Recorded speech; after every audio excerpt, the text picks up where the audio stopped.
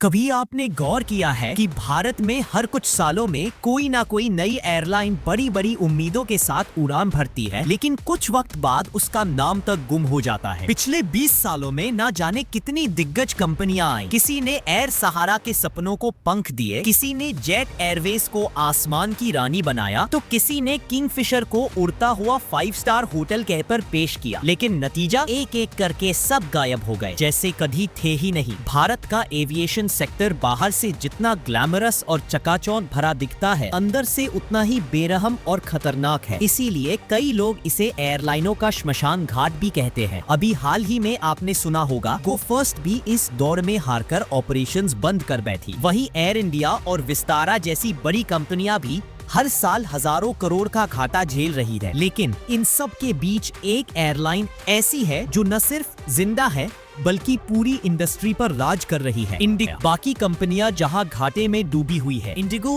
हर दिन नई ऊंचाई छू रही है। सोचिए, आज विस्तारा और एयर इंडिया के पास मिलाकर करीब 300 एयरक्राफ्ट्स हैं और अकेले इंडिगो के पास 400 से ज्यादा प्लेन्स आसमान में उड़ रहे हैं। और हैरानी की बात तो ये है कि इस सफर की शुरुआत 2006 में सिर्फ एक प्लेन से हुई थी। दो दोस्तों ने मिलकर एक सपना देखा था, राहुल भाटिया और राकेश गंगवाल। राहुल का ट्रैवल का बिजनेस था और राकेश अमेरिका में एयरलाइन इंडस्ट्री के दिग्गज रह चुके थे। दोनों ने मिलकर इस सपने को नाम दिया इंडिगो, मतलब इंडिया ऑन द गो। लेकिन दोस्तों, ये रास्ता बिल्कुल भी आसान नहीं था। 2005 का वो दौर जब एयरलाइन शुरू करने का सोचना भी बेवकूफी माना जाता था। जेट एयरवेज उस समय बाजार की बादशाह थी। एयर डेक्कन मिडिल क्लास को सस्ते टिकट्स का सपना दिखा रही थी। एयर इंडिया और इंडियन एयरलाइंस जैसे सरकारी दिग्गज पहले से ही मौजूद थे और विजय माल्या अपनी चमचमाती किंगफिशर के साथ एंट्री मार चुके थे। ऐसे माहौल में इंडिगो का आना लोगों को पागलपन ही लगा। इंडस्ट्री के बड़े बड़े लोग कहते थे, ये टिकेगा नहीं,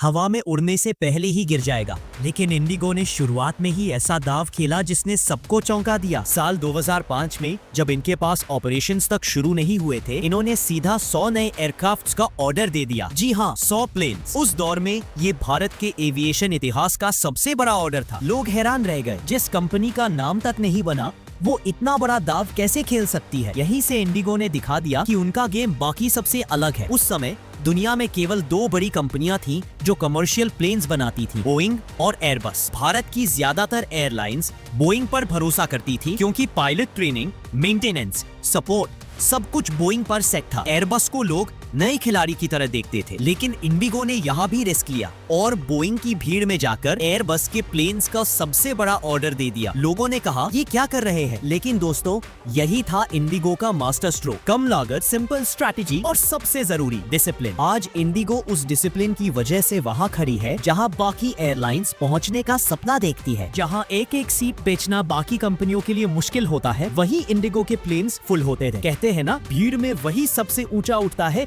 जो सबसे अलग रास्ता चुनता है। इंडिगो ने यही किया। उस दौर में एयरबस इंडिया के लिए एक नया नाम था। टेक्नोलॉजी थोड़ी अलग थी, ट्रेनिंग अलग, मेंटेनेंस का पूरा सिस्टम अलग बनाना पड़ता था। पायलट्स को फिर से ट्रेनिंग देनी पड़ती, स्पेयर पार्ट्स भी आसानी से नहीं मिलते। ये सब सुनकर कोई भी कहता, पागल हो क्या, आसान रास्ता छोड़कर क्यों ये झंझट मोल ले रहे हो? लेकिन दोस्तों, यहीं पर राकेश गंगवाल का अनुभव काम आया। उन्होंने वो देखा जो बाकी सब नहीं देख पा रहे थे। राकेश ने एयरबस से कहा, अगर हमें भारी डिस्काउंट मिले और कुछ खास शर्तें मानो तो हम तुम्हें 100 प्लेन्स का सबसे बड़ा ऑर्डर देंगे। अब जरा सोचिए, एयरबस के लिए भारत जैसा विशाल बाजार जहां बोइंग का कब्जा था, वहां एंट्री करने का ये मौका कितना बड़ा था। एयरबस राजी हो गई। कहा जाता है कि इंडिगो को इस ऑर्डर पर करीब 40-50% का डिस्काउंट मिला। पर इंडिगो यही नहीं रुकी। उन्होंने एयरबस के सामने शर्त रखी, अगर किसी प्लेन में तकनीकी खराबी आए या इंजन में दिक्कत हो तो उसकी जिम्मेदारी तुम्हारी होगी। इंडिगो ने एयरबस से यही भी कहा, हमें ये सारे प्लेन्स एक साथ नहीं चाहिए, हर 45 दिन में एक प्लेन दो, ताकि हम अपनी ताकत धीरे धीरे बढ़ा सके और तुम्हें भी प्रोडक्शन का प्रेशर ना झेलना पड़े। यह डील दोनों के लिए विन विन थी। पर असली मास्टर स्ट्रोक तो इसके बाद खेला गया। अब आप सोच रहे होंगे, प्लेन खरीद लिया,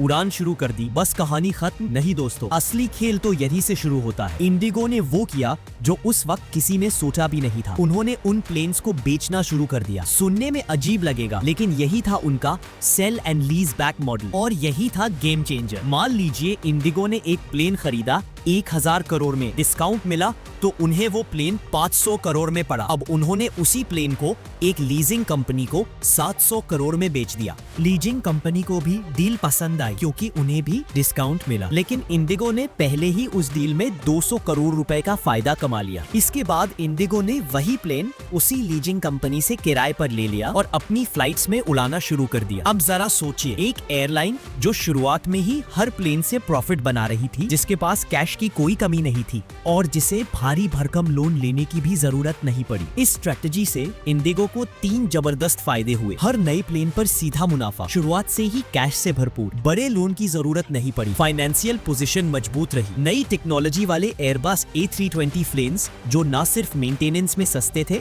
बल्कि फ्यूल की खपत भी 8 से 10% कम थी। अब आप सोच रहे होंगे 10% फ्यूल की बचत से क्या फर्क पड़ता है, तो सुनिए। एविएशन सेक्टर में हर लीटर तेल की कीमत करोड़ों में, वही एयरबस का A320 वही काम 4500 लीटर में कर देगा। 85 रुपए के हिसाब से सिर्फ एक फ्लाइट में 4,25,000 रुपए की बचत। और इंडिगो जैसे दिन में सैकड़ों फ्लाइट्स उड़ाता है तो साल भर में ये बचत सैकड़ों करोड़ में पहुंच जाती है। लेकिन दोस्तों, इंडिगो का असली कमाल सिर्फ फ्यूल सेविंग या स्मार्ट फाइनेंसिंग में नहीं था। असली जादू था भारतीय पैसेंजर की नब्ज पकड़ लेना। इंडिगो ने समझ लिया था कि भारत में लोग टाइम और कंफर्ट से ज्यादा सस्ते किराए को अहमियत देते हैं। यहाँ लोग 500 रुपए बचाने के लिए रात 2 बजे की फ्लाइट पकड़ने को भी तैयार है। और इंडिगो ने इसी माइंडसेट पर अपनी पूरी कंपनी की रणनीति सेट की। फालतू का खाना हटा दिया, फ्लाइट में स्क्रीन और एंटरटेनमेंट छोड़ो, महंगे सर्विस खर्चे काट दो। उनका फोकस था टिकट की कीमत इतनी सस्ती कर दो कि हर फ्लाइट फुल हो जाए। वो जानते थे कि अगर पैसेंजर्स की संख्या बढ़ाई जाए तो प्रॉफिट धीरे धीरे खुद ब खुद बढ़ेगा। और दोस्तों,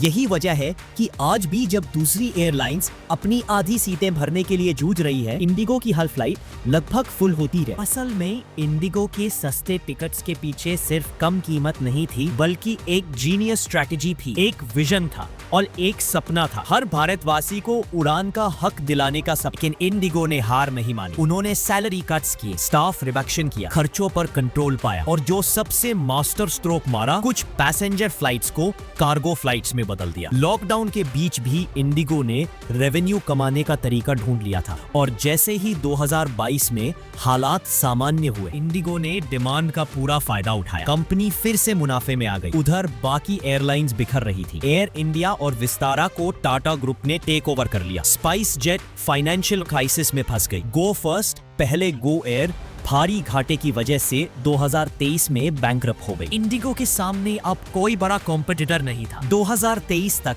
इंडिगो का मार्केट शेयर 60% के ऊपर पहुंच गया। मतलब भारत में हर 10 में से 6 लोग जो फ्लाइट से सफर कर रहे थे वो इंडिगो की सीट पर बैठे थे। ये किसी भी इंडियन एविएशन हिस्ट्री की सबसे बड़ी मोनोपोली थी। और फिर आया पेरिस एयर शो जून 2023। इंडिगो ने वहां वो कर दिखाया जो आज तक किसी एयरलाइन ने नहीं किया था। एक ही बार में 500 नए प्लेन्स का ऑर्डर। ये एविएशन के इतिहास का सबसे बड़ा ऑर्डर था। इंडिगो ने पूरी दुनिया को साफ साफ मैसेज दे दिया, आने वाले दशक में इंडिया के आसमान पर सिर्फ इंडिगो का राज होगा। आज इंडिगो के पास 400 प्लस एक्टिव प्लेन्स हैं और आने वाले सालों में सैकड़ों नए प्लेन्स इंडिगो के फ्लीट में जुड़ने वाले हैं। इंडिगो की कहानी सिर्फ एक बिजनेस सक्सेस स्टोरी नहीं है, ये कहानी है राइट स्ट्रेटेजी, डिसिप्लिन और कस्टमर फोकस की। ये कहानी है कि कैसे मुश्किल समय में भी अगर आपने अपनी फाउंडेशन को सही रखा। तो अगर आप ऐसे ही वीडियो देखना चाहते हैं तो चैनल को सब्सक्राइब जरूर करें और कमेंट में जरूर बताएं आपको कौन सी फ्लाइट में ट्रैवल करना अच्छा लगता है। Thank you.